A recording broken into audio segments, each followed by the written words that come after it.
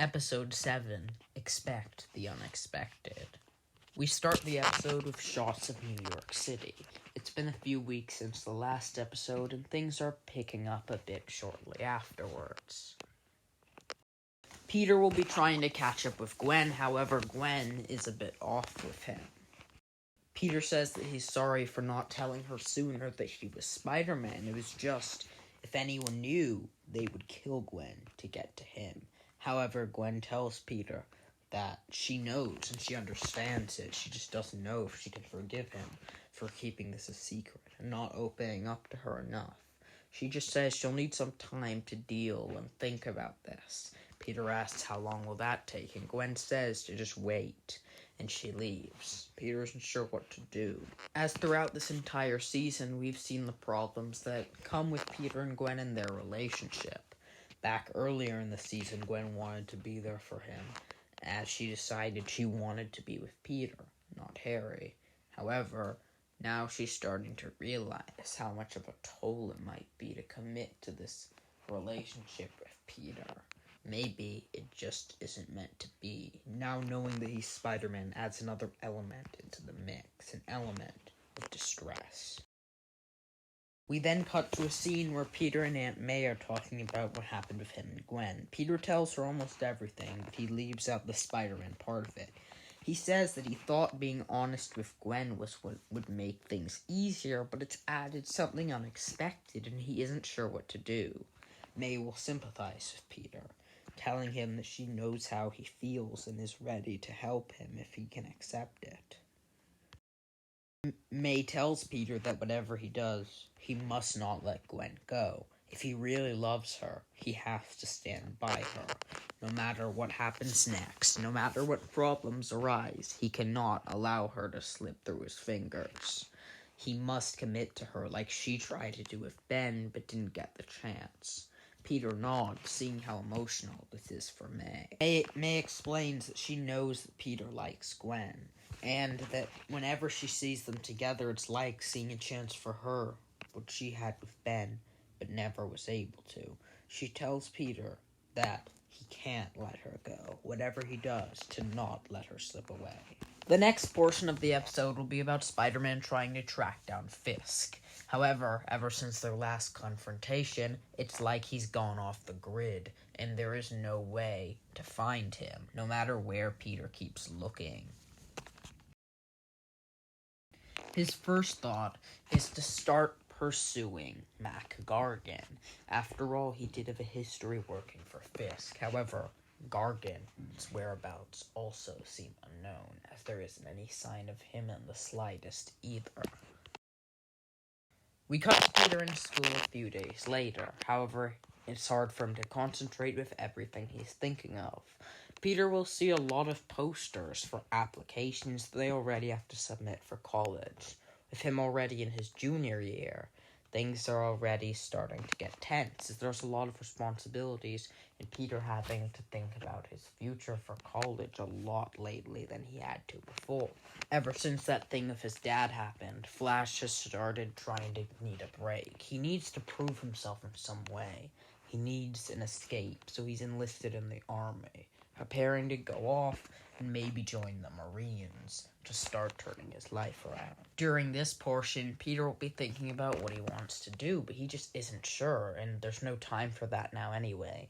It is only in 2 years. During this portion, there will be a shot of Gwen walking down the corridors. Peter wants to say something. He thinks about what Aunt May said about not letting her slip, but she needed time. Didn't she say that she wanted time to process his secret and everything? With all of that going on with them, we cut to a scene with none other than Will Fisk, revealing that this entire time he was holed up in an underground section where criminals used to make their biddings. He tells someone that the plan is forming into place. All the pieces are beneath his feet. The man he's talking to is revealed to be none other than the Green Goblin. The Goblin gets off his glider, telling Fisk that he's happy to serve his plans, but asks what he wants him to do. Fisk says that he knows that Spider-Man has been tracking him. He doesn't know how, he doesn't know when, but somehow he got in there, and he wants the Goblin to finish the job, to swiftly eliminate the problem that is Spider-Man.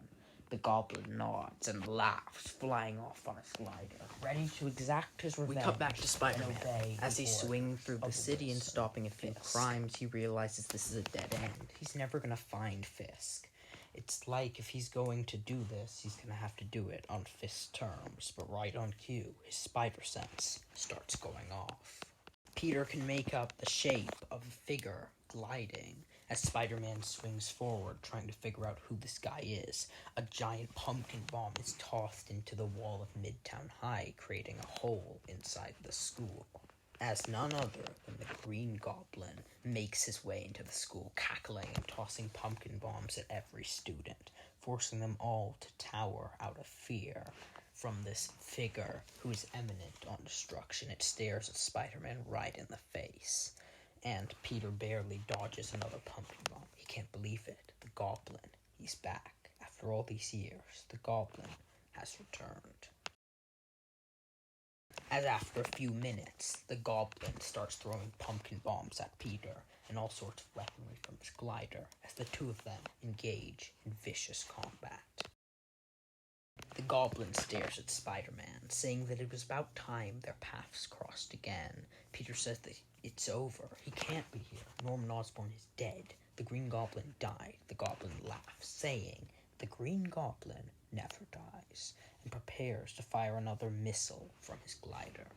He's towering above Spider-Man, representing the power struggle between the two, as Peter worries that this is it. This is the end for him. Goblin laughs, saying that he isn't going to finish the job yet. This was just a message for him to learn what happened. Spider-Man isn't strong enough. The Goblin flies away laughing. Peter can't shake the fact that he's back.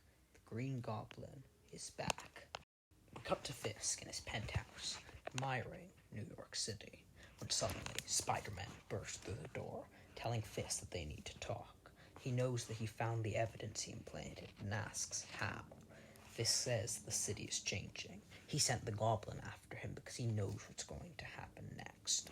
And Fisk does the unthinkable. He grabs Peter and rips off his mask and says two words, "Peter Parker." Fisk knows who he is now. He isn't safe.